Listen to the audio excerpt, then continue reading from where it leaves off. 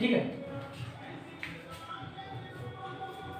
तो देखो सेंटेंस में क्या होना चाहिए, अरेंजमेंट ऑफ वर्ड्स। देखो हमने क्या समझा, a group of words which make sense, एक समूह शब्दों का जो अर्थ बनाए, सेंस मींस अर्थ, उसे हम वाक्य कहेंगे।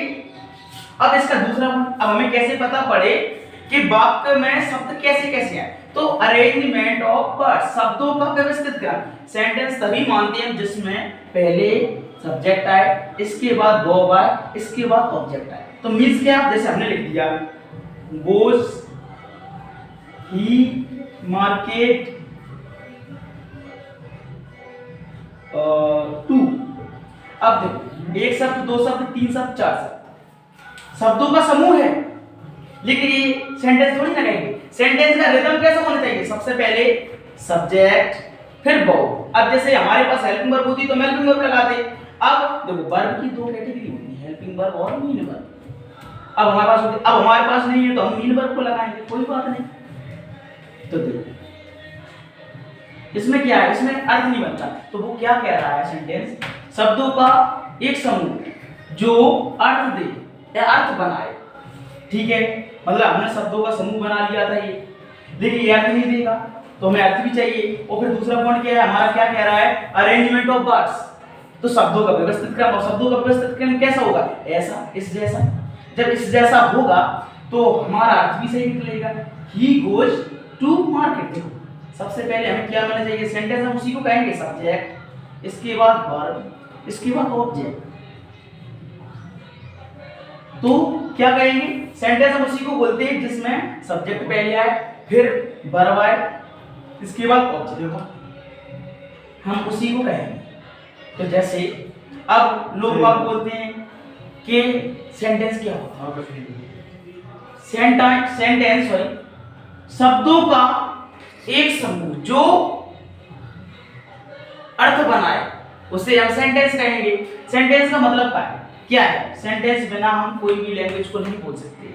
ऐसा तो हम कहेंगे नहीं, ए बी, तो देखो हमको फिर एक वर्ड बनाएगा। जैसे हमने वर्ड बनाया, मुझे वहां जाना है, फिर वहां जाने का पर्पज क्या है, वहां जाने का पर्पज यही है कि मुझे पहले सब्जेक्ट, फिर जाना, क्रिया, इसके बाद तो वही अरेंजमेंट बताता है, सब्जेक्ट वर्ब ऑब्जेक्ट। तो क्या कहेंगे कि सेंटेंस हम तभी कहेंगे जिसमें सब्जेक्ट पहले आएगा, फिर वर्ब आएगा, फिर ऑब्जेक्ट आएगा, है ना। अब लोग कहते हैं कि सब्जेक्ट क्या होता है, सब्जेक्ट उसे कहते हैं जिसकी हम वाक्य में बात करें। जैसे मैंने बोला वह खाना खाता है, तो किसकी बात की जा रही है, वह की, वह कोई लड़का होगा। अब मैं पत्र लिख रहा हूं, इसमें कौन, किसकी बात हो रही, मेरी। तो सेंटेंस कितने कहेंगे, a group of words which make sense, जो शब्दों का ग्रुप बनाए और अर्थ भी दे, उसे हम सेंटेंस कहेंगे। अब हमारा क्या मेन पर्पज होता है कि हम कैसे पहचाने कर्ता किसे कहते हैं, कर्ता उसे कहते हैं जिसकी वाक्य में बात की जाए, और क्रिया उसे कहते हैं जो कर्ता के द्वारा किया गया हो। अब कर्म, जब कर्ता कुछ करता है उसके बाद जो प्राप्त हो उसे कर्म कहते हैं। उसने मान लो वह जाता है, अब जब वो कहीं जाएगा, घर से निकलेगा तो कहीं तो पहुंचेगा। जब वह कर्ता जिसकी बात करते हैं, वह जाता है, क्या जाता है, तो वह बाजार जाता है, तो वह की बात हो रही है, ठीक है, कर्ता। अब कर्ता द्वारा जाया जाएगा, अब जाया जाएगा तो कहीं तो पहुंचेगी। जब कर्ता क्रिया करता है उसके बाद जो प्राप्त हो उसे हम सेंटेंस कहेंगे।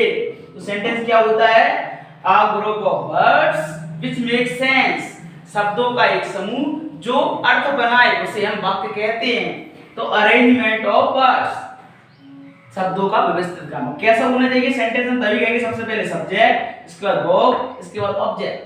अब सब्जेक्ट भी, इसमें भी दो होते हैं, सब्जेक्ट और प्रेडिकेट। सब्जेक्ट ए है, प्रेडिकेट ए है। अब लोग कहते हैं प्रेडिकेट क्या होता है, तो हम आपको एक सरल भाषा में समझाना चाह रहे हैं कि सब्जेक्ट